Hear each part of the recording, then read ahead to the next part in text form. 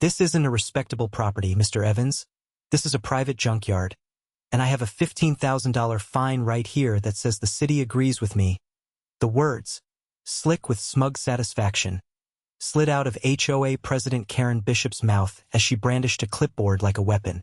Her floral muumuu, stretched taut across her considerable frame, billowed in the hot Texas breeze, a vibrant flag of war planted firmly on my gravel driveway. Beside her stood a fidgety man in a crisp city code enforcement uniform, his face a mask of practiced neutrality that couldn't quite hide his discomfort. Behind them, parked just beyond my property line, was Karen's golf cart, a pristine white chariot of suburban tyranny, its HOA President placard glinting in the oppressive afternoon sun. My eyes moved from the clipboard, with its sheaf of official-looking papers, to the 6 massive, sand-colored vehicles parked in a neat row behind my workshop. They weren't junk. They were a high-mobility multipurpose wheeled vehicle, 2 mine-resistant ambush-protected vehicles, a heavy expanded mobility tactical truck, and 2 M-ATVs. To Karen, they were rusty, intimidating heaps of metal spoiling her neighborhood's aesthetic. To me, they were my inventory, my tools, and the very heart of my business. A business that trained the men and women of the Texas National Guard how to operate and recover these exact machines in the worst conditions imaginable. A business that was about to be strangled by a $15,000 fine I couldn't possibly pay without liquidating contracts. This wasn't just an attack on my property. It was an attack on my livelihood, on my life's work after 22 years in the Army. It was a public execution of my American dream, orchestrated by a woman whose greatest worldly accomplishment was probably color coordinating her petunias. This is the kind of fight that makes your blood run cold and hot at the same time, isn't it? Have you ever had someone with a little bit of power try to bulldoze your entire life just because they could? If you have, you know exactly what I was feeling. Do me a favor and hit that subscribe button, and then drop a comment below telling me where you're watching from, or better yet, share your own HOA nightmare. It helps to know you're not alone in these trenches. Now, let's get back to how I dealt with a bureaucratic tyrant who picked a fight with the wrong master sergeant. My property was 5 acres of meticulously planned utility, a parcel I'd spent 6 months searching for after my retirement. It was zoned mixed-use agricultural, a rare find on the edge of the sprawling Houston suburbs, grandfathered in long before the pastel-colored mansions of Cypress Creek estates began sprouting like manicured fungi. I had the survey, the title history, and a signed letter from the county zoning board confirming my right to operate a light industrial and training business. I had done my due diligence with the precision of a mission plan because in my old life, unchecked details got people killed. Here, I figured they'd just cost money, but the principle was the same. Know your terrain. The property backed up to a dense, snake-infested stretch of state forest, giving me a natural buffer and a secure area for basic vehicle maneuvering drills. The front faced the sleepy cul-de-sac that marked the far edge of Karen's pristine kingdom. I was the last house, the final outpost before civilization gave way to wilderness. To me, it was perfect. To Karen, I was a blight, a contamination at the pristine edge of her fiefdom. The first notice appeared taped to my heavy steel gate a month after I moved the first MRAP onto the property. It was a polite, passive-aggressive letter about unregistered commercial vehicles and maintaining the aesthetic harmony of the community. I read it, filed it, and ignored it. The HOA covenants, which I'd read cover to cover, were vague on the matter and my zoning superseded them anyway. A week later, another letter, this one less polite, citing a rule about inoperable vehicles and lawn debris. I walked out and took a photo of the MRAP, its engine idling smoothly, its tires worth more than her golf cart. I emailed the picture to the generic HOA board address with a simple caption, fully operational. Not debris that, I suspect, is when I officially moved from being a nuisance to being her nemesis. The warnings began to escalate, the language growing more threatening. Fines were mentioned, then liens, then further legal action. She was building a paper trail, brick by bureaucratic brick, trying to wall me in. I started a file of my own, a binder I labeled Project Cyclops, because this was a conflict with a singular, unblinking, and monstrously myopic vision. Every letter she sent I saved. Every certified mail receipt I stapled to its corresponding threat. I took weekly, time-stamped photos of my property, documenting its cleanliness and order. My vehicles were parked on a reinforced concrete pad I'd poured specifically for them, not sinking into some muddy front lawn. My workshop was a new, insulated steel building, not a collapsing shack. The junkyard she was describing existed only in her power-hungry imagination. She was manufacturing a reality to fit her narrative, and I was going to need more than just my own word to fight back. So I started talking to my neighbors, the ones who lived closer to the heart of the HOA's territory. And what I found was a quiet, simmering rebellion just waiting for a spark. My first real conversation about Karen was with a man named Arthur Pence, a retired corporate lawyer who lived 3 houses down.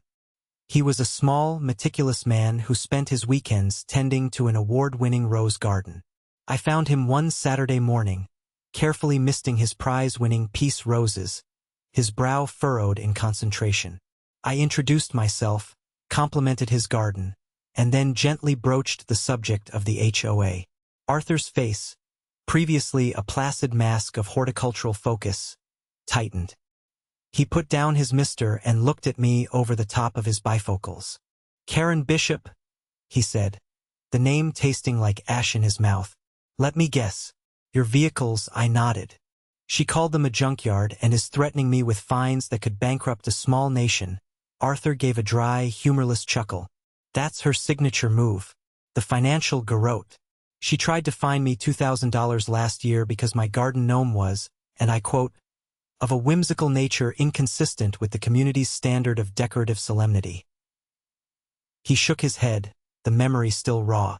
"I had to threaten a lawsuit citing the vagueness of the covenant's language on solemnity before she backed down.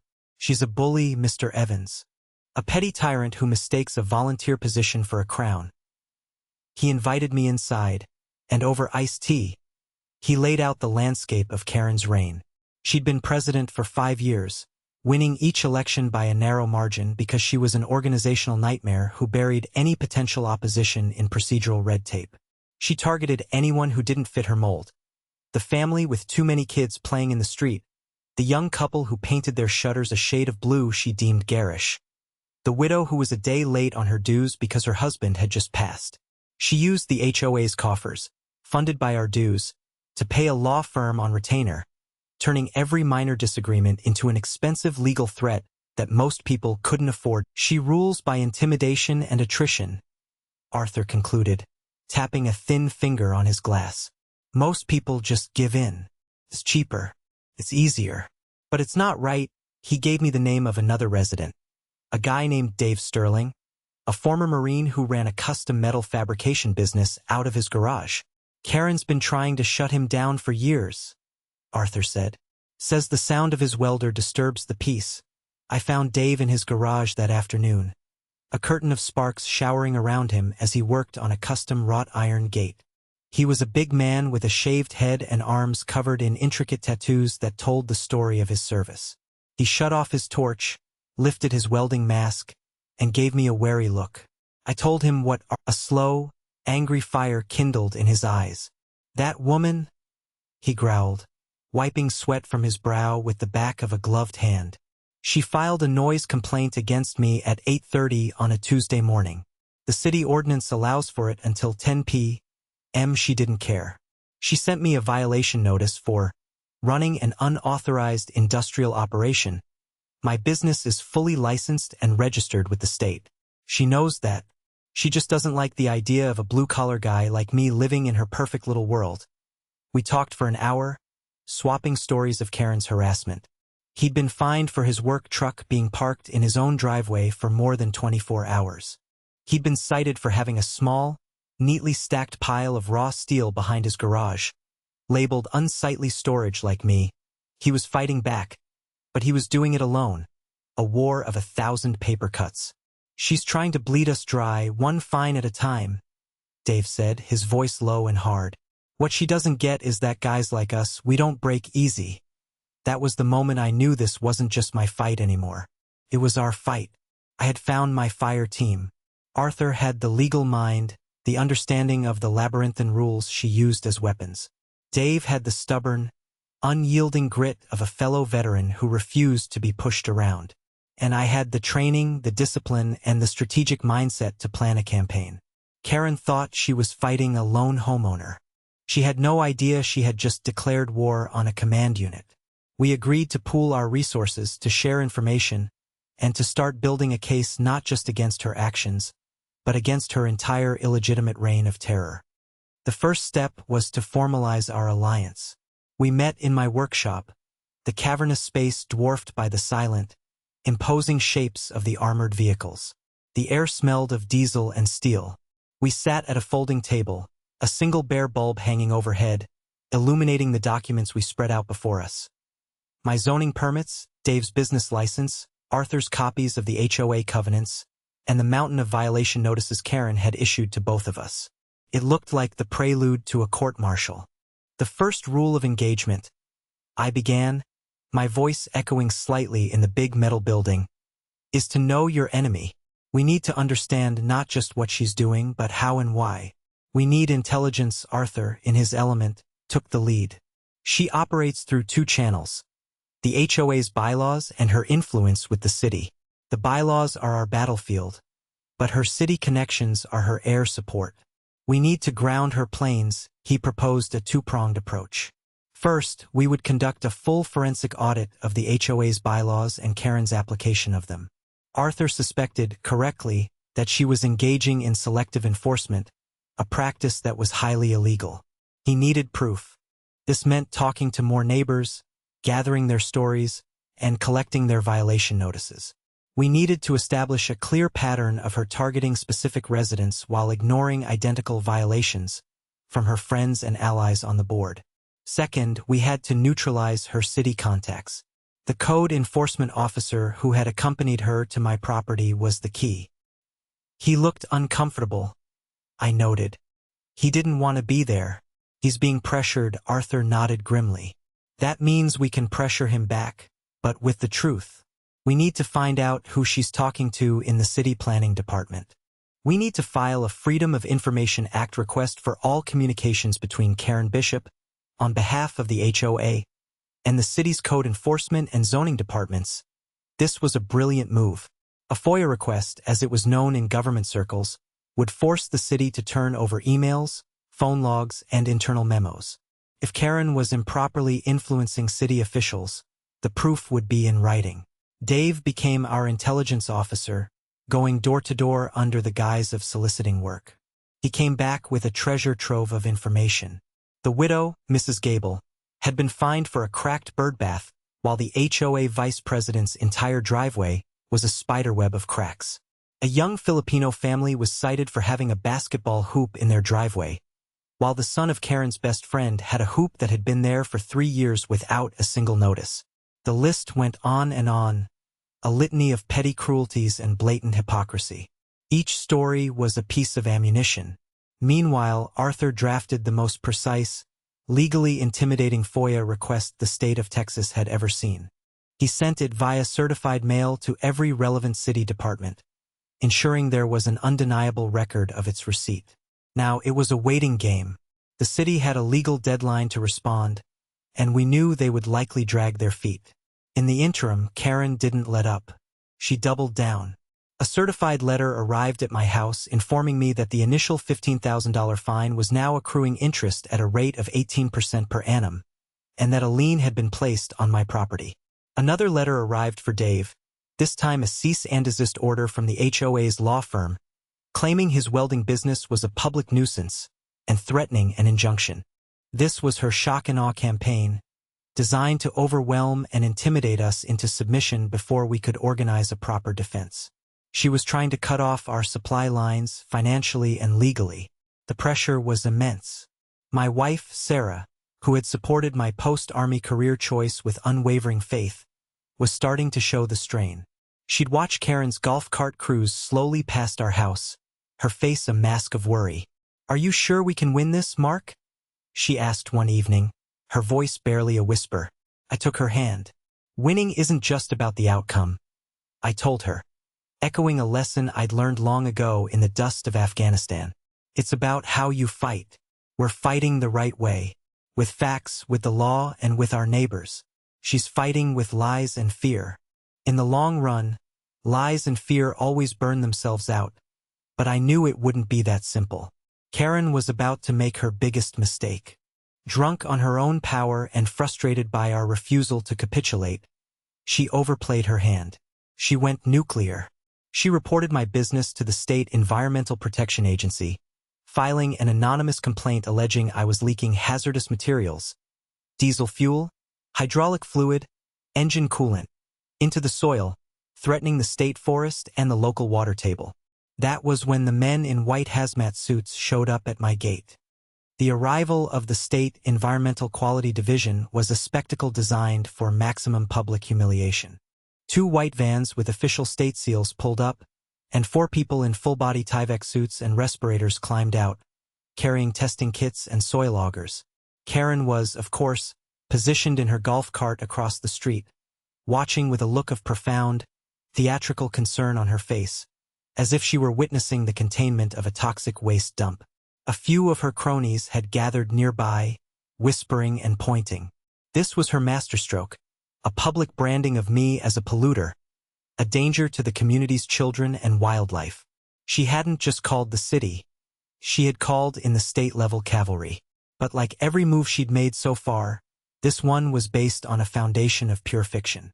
I met the lead investigator, a weary-looking man named Henderson, at my gate. I wasn't angry. I was calm, precise, and professional.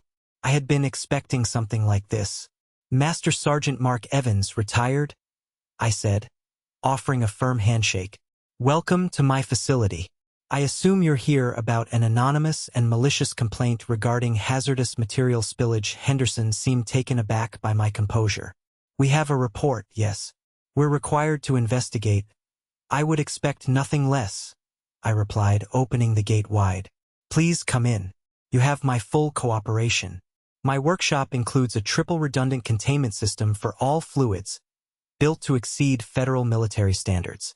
All refueling and maintenance is conducted on a sealed concrete pad with integrated drainage that leads to a 1,000-gallon subterranean oil-water separator. I have weekly inspection logs for the system, and my waste fluid manifests are all up to date and on file. Would you like to see the paperwork first? Or would you prefer to start with a tour of the containment system? I watched the flicker of surprise in his eyes. He was used to dealing with belligerent small business owners or clueless homeowners, not someone who spoke his language of compliance and documentation. I led them through the property, showing them every feature I had described. I unlocked the heavy steel plates covering the separator tank, revealing a clean, well-maintained system. I opened my file cabinet and produced the logs, the manifests, the architectural plans for the workshop's foundation, and the certificates of compliance for every piece of equipment. I was, in a word, prepared. An hour later, after taking soil and water samples that I knew would come back pristine, Henderson took off his respirator and shook his head. Mr. Evans, he said, a note of grudging respect in his voice. This is one of the cleanest operations of this type I've ever seen. Frankly, it's more compliant than some of the municipal depots we inspect. He looked over at Karen, who was still holding her vigil across the street, her smug expression now melting into one of confusion. We get these kinds of complaints all the time. Harassment filings. People using a state agency to settle a personal score. It's a waste of taxpayer money and our time. He handed me his card. When our tests come back clean, you'll receive a formal letter of clearance. If you need a copy of the official findings for any subsequent legal matters, just give me a call. As the state vans pulled away, Karen's triumphant spectacle had fizzled into a public relations disaster for her. The neighbors who had gathered to watch the drama unfold now saw the truth. The state had found nothing. I hadn't been exposed as a menace. I had been vindicated as a professional. I walked to the end of my driveway and looked directly at her. I didn't say a word. I just gave her a slow, deliberate nod. It was a gesture that said, "Your move." And that's when my phone buzzed. It was Arthur. "Mark," he said, his voice crackling with excitement. "You're not going to believe this. The city just released the FOIA documents. We've got her. We have got her dead to rights. The environmental inspection fiasco was a tactical victory. But the FOIA documents were the strategic bombshell we'd been waiting for. Arthur called an emergency meeting in my workshop that night. Under the harsh glare of the utility lights, he spread the printed emails and memos across the folding table. The sheer volume was staggering, over 100 pages of correspondence between Karen Bishop and a man named Ron Tibbetts, a mid-level manager in the city's planning and development department. Ron Tibbetts, Arthur said, his finger tracing the name on an email header. I did a little digging. He and Karen attend the same church. Their kids were in the same graduating class. This isn't just a professional relationship. It's personal. The emails laid bare their entire conspiracy. The first messages were from Karen, shortly after I moved in, describing my property in apocalyptic terms: a burgeoning military scrapyard, a threat to property values, potentially hazardous industrial activity. She wasn't just reporting a violation. She was building a narrative, feeding her friend inside the city government a steady diet of alarmist propaganda. Tibbetts's replies were even more damning. He coached her on what specific city codes to cite, even when they didn't apply. He advised her on the precise language to use in her complaints to trigger an automatic high-priority inspection. He was the one who suggested escalating to the state environmental agency, providing her with the direct contact information for the anonymous tip line. One email, in particular, made my blood boil. In it, Karen wrote, "We need to hit him hard and fast before he gets fully established. A crippling fine up front might convince him to sell and move somewhere more." Appropriate Tibbetts replied, "I'll flag his property for a full zoning compliance review. We can bury him in paperwork and inspection requests for months. He'll either give up or run out of money." This wasn't just an HOA dispute. This was a coordinated, malicious campaign to destroy my business and drive me from my home, orchestrated by the HOA president and her accomplice inside the city government. They weren't enforcing rules. They were weaponizing the bureaucracy itself. "This is conspiracy to deprive a citizen of their property rights," Arthur said, his voice low and cold. "It's official misconduct. It's tortious interference with a business. She hasn't just crossed a line. She's firebombed it." Dave slammed his fist on the table, making the papers jump. "So what do we do? Go to the city council? The local news?" "Not yet," I said, my mind already shifting from defense to offense. "The military taught me that you never attack an enemy's strength. You exploit their weakness." Karen's strength was her perceived authority and her mastery of the rules. Her weakness was her arrogance. She believed she was untouchable. "She expects us to file a lawsuit," I continued, thinking aloud. "She's prepared for that. Her lawyers are on retainer. It would drag out for years, cost a fortune, and get bogged down in legal maneuvering. We're not going to fight her on her chosen ground. We're going to choose the battlefield. We're going to create a situation where her authority is meaningless and her rules don't apply, and we're going to do it in front of the whole world." My eyes drifted to the massive, silent shape of the HEMTT parked in the bay. An idea began to form, a plan so audacious, so theatrical, that it just might work. "I have a contract coming up," I said slowly. "A big one. I'm scheduled to run a 2-week vehicle recovery and field maintenance course for a platoon from the 136th Maneuver Enhancement Brigade of the Texas National Guard." Arthur and Dave looked at me, confused. "What does that have to do with this?" Arthur asked. "Everything," I replied, a slow smile spreading across my face. "Because we're going to turn their final field exercise into a public event. We're going to invite the city council, the mayor, the local news stations, and every single resident of Cypress Creek Estates to a community appreciation and military preparedness day. Right here on my property." I let the idea hang in the air. Karen thinks this is her kingdom, governed by her rules.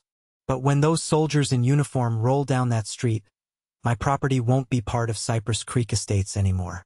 For one afternoon, it will be a designated training area for the United States Armed Forces, operating under the authority of the Governor of Texas and the Department of Defense.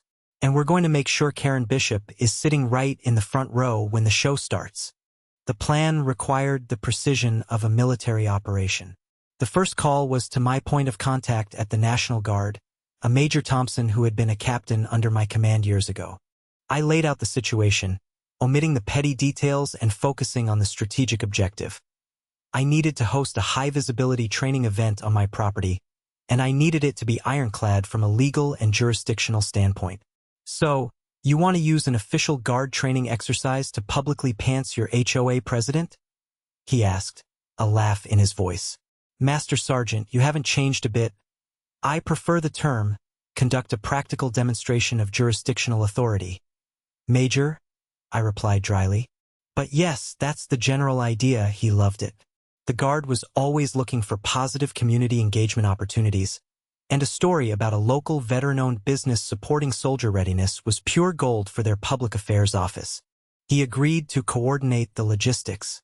The final field exercise would be redesignated as a community outreach and emergency response drill. He would secure all the necessary permissions from the state level, ensuring that for the duration of the event, my 5 acres were operating under the direct authority of the Texas Military Department. Local ordinances, city codes, and especially HOA covenants would be completely and utterly irrelevant. While Major Thompson handled the military side, Arthur, Dave, and I prepared the civilian front. Arthur drafted the invitations. They were masterpieces of corporate-sounding fluff, printed on high-quality cardstock.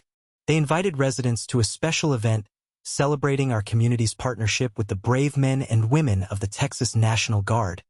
There would be vehicle displays, a Q&A with the soldiers, and complimentary barbecue. It sounded official, patriotic, and completely innocuous. Dave, our man on the street, became our delivery system.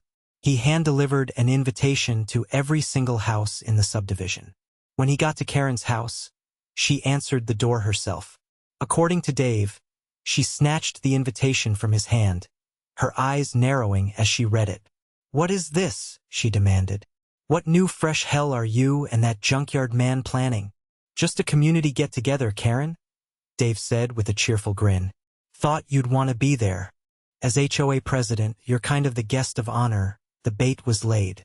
Her ego wouldn't let her ignore an event happening in her territory, especially one she didn't control.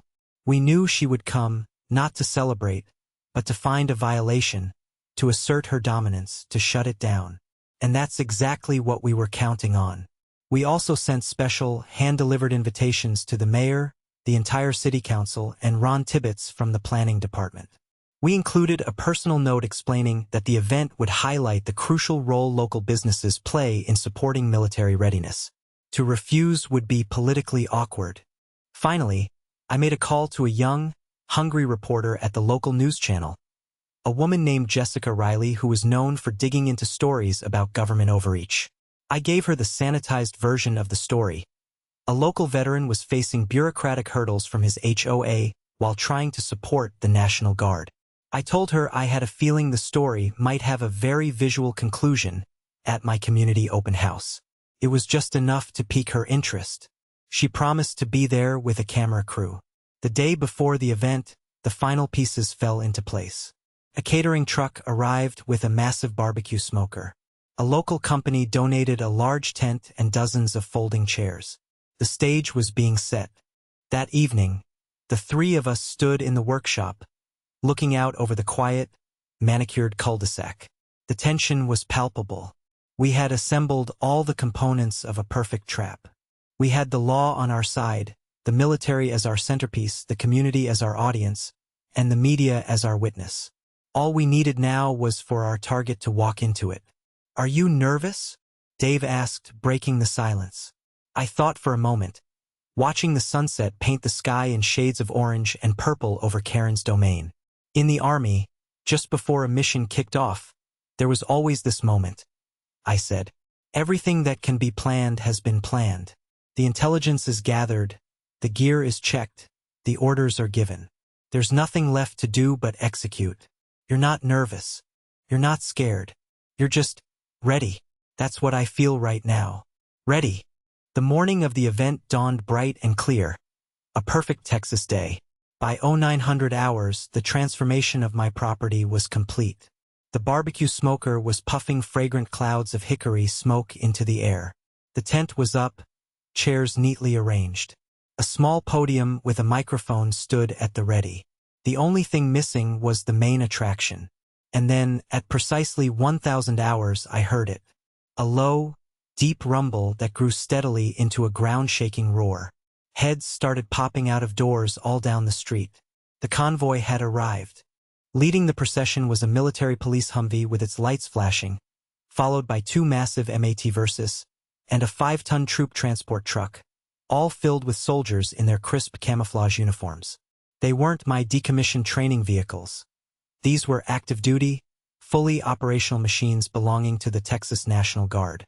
The convoy turned into my cul-de-sac and proceeded slowly, majestically, to my property, the sheer size of the vehicles making the 2-story suburban houses look like dollhouses. The soldiers, professional and disciplined, dismounted and began setting up static displays, roping off the vehicles and preparing to interact with the public. Major Thompson, looking sharp in his uniform, met me on the driveway and gave me a crisp salute, which I returned. "Showtime, Master Sergeant," he said with a grin. The neighbors started to trickle out, drawn by the spectacle. Their expressions were a mixture of awe, confusion, and excitement. This was a far cry from the junkyard Karen had described. This was a display of military power and professionalism, happening right in their front yard. The mayor arrived, followed by 2 city council members. They looked impressed, shaking hands with the soldiers and thanking them for their service. The news van from Channel 8 pulled up, and Jessica Riley and her cameraman began setting up, their lens pointed squarely at the incredible scene. By 1100 hours, the event was in full swing. Families were gathered, kids were staring wide-eyed at the giant trucks, and soldiers were patiently answering questions. Dave and Arthur were working the crowd, subtly guiding the narrative, explaining that this was the kind of vital training my company made possible. I saw Mrs. Gable, the widow Karen had fined for her birdbath, talking animatedly with a young female soldier. I saw the Filipino family, their kids getting to sit in the driver's seat of a Humvee. They were seeing a side of my business, and of me, that Karen had tried so hard to conceal. And then, at the stroke of 11:30, she arrived. Her white golf cart hummed up the street like a disgruntled hornet. Karen was in the driver's seat, her face a thunderous mask of fury. Beside her sat the same code enforcement officer from our first encounter, looking even more miserable than before. Behind her were 2 of her board member cronies, a sour-faced man and woman who served as her loyal foot soldiers. She parked the cart directly at the end of my driveway, blocking it, a clear act of provocation. She climbed out, clipboard in hand, and marched onto my property as if she were leading a charge. The happy chatter of the crowd died down as all eyes turned to her. The news camera swiveled in her direction. This was the moment. The trap was sprung. She stormed right up to me, ignoring the mayor, the soldiers, and the entire assembled community. "What is the meaning of this, Evans?" she hissed, her voice loud enough for everyone under the tent to hear. "This is an unauthorized public gathering and an illegal commercial event. You are in violation of a dozen covenants. I am shutting this down right now." She thrust the clipboard at me. "This is a final stop work order from the city and a notice of immediate foreclosure action from the HOA. Your little party is over." I didn't take the clipboard. I simply looked at her, then gestured to Major Thompson, who stepped forward. "Ma'am," the major said, his voice calm but radiating an authority that dwarfed hers. "I am Major Thompson of the Texas Army National Guard. This property is currently a designated military training area, operating under the authority of Title 32 of the U.S. Code and the Office of the Governor of Texas. For the duration of this exercise, local ordinances and private covenants are not applicable here. Your stop work order has no jurisdiction." Karen's jaw dropped. She stared at the major, then at his uniform, then at the soldiers standing by their vehicles. Her brain seemed to short-circuit, unable to process a reality where her clipboard held no power. The code enforcement officer behind her went pale and took a half-step back, as if trying to distance himself from the impending explosion. This is a residential neighborhood," she sputtered, her voice rising in pitch. "You can't just bring the army here." "Actually, ma'am, we can," the major replied coolly. especially when we're invited by a civilian contractor like Mr. Evans, whose work is vital to our readiness. A patriot who, it seems, has been subjected to a campaign of harassment for his service to this state and this country. It was the perfect segue. It was my turn. I stepped up to the podium and tapped the microphone. The soft feedback silenced the remaining whispers. The camera was on me. The entire community was watching. Karen stood frozen, a statue of impotent rage. "Good morning, everyone." I began, my voice steady and clear, amplified by the speaker system. "For those of you who don't know me, my name is Mark Evans. I'm your neighbor. I'm also a 22-year veteran of the United States Army, and the owner of the small business that operates on this property." I paused, letting my eyes sweep across the crowd, making contact with my neighbors, with the mayor, with the news camera. For the past 6 months, some of you may have heard that my property is a junkyard. You may have been told that my business is a nuisance or a danger to the community. You have been told these things by your HOA President Karen Bishop. I pointed directly at her. She flinched as if struck. Mrs. Bishop has used her position, your HOA dues, and her connections within our city government to levy over $15,000 in illegitimate fines against my family, to place a lien on my home, and to file frivolous complaints with state agencies, all in an effort to destroy my business and force me from this neighborhood. A wave of murmurs rippled through the crowd. I held up a thick binder, the one labeled Project Cyclops. "This is the evidence," I said, my voice ringing with conviction. "Violation notices for things that aren't violations. Threats. Legal intimidation. But it's not just me." I then gestured to Dave, who was standing near the front. "She's targeted Dave Sterling for running his legal, licensed business from his home." I pointed to Mrs. Gable. "She's targeted a grieving widow like Mrs. Gable over a cracked bird bath. She has engaged in a pattern of selective enforcement, harassment, and abuse of power, targeting anyone who doesn't fit her narrow, exclusionary vision of what our community should be." The murmurs grew louder, angrier. People were turning to look at Karen, their faces hardening. The foundation of her power, the illusion of her legitimacy, was cracking right in front of them. "But Mrs. Bishop didn't stop there," I continued, my voice dropping to a serious, deliberate tone.